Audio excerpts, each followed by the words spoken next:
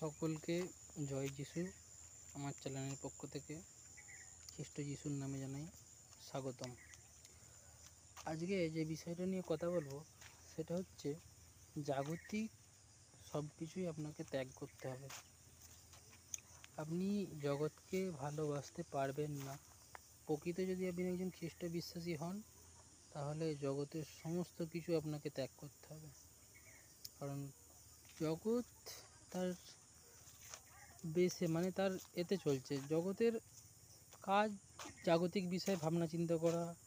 আপনাকে ঈশ্বরের রাজ্যে যদি বাড়তে হয়, আত্মাতে যদি বৃদ্ধি পেতে হয় খ্রিস্টীয় জীবনে, তাহলে আপনাকে জাগতিক সমস্ত কিছুই ত্যাগ করতে হবে। এটা খুবই কঠিন বর্তমান দিনে একজন খ্রিস্ট বিশ্বাসী হয়ে, খুবই কঠিন।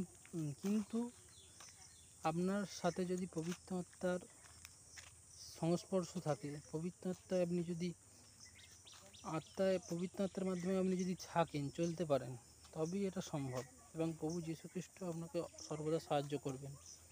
তাই জাগতিক সমস্ত কিছু আমাদের বর্জন করা উচিত। হ্যাঁ, পৃথিবীতে বাঁচতে গেলে যেটুকু দরকার সেটা বাদ দিয়ে জাগতিক চিন্তাভাবনা আমাদেরকে পরিহার করতে হবে। তাই আপনি যদি একজন খ্রিস্ট বিশ্বাসী হন, অবশ্যই আপনাকে এই জাগতিক বিষয়ের কথাটা মাথায় রাখতে হবে যে হ্যাঁ, এটা দুটো টাইপের আছে।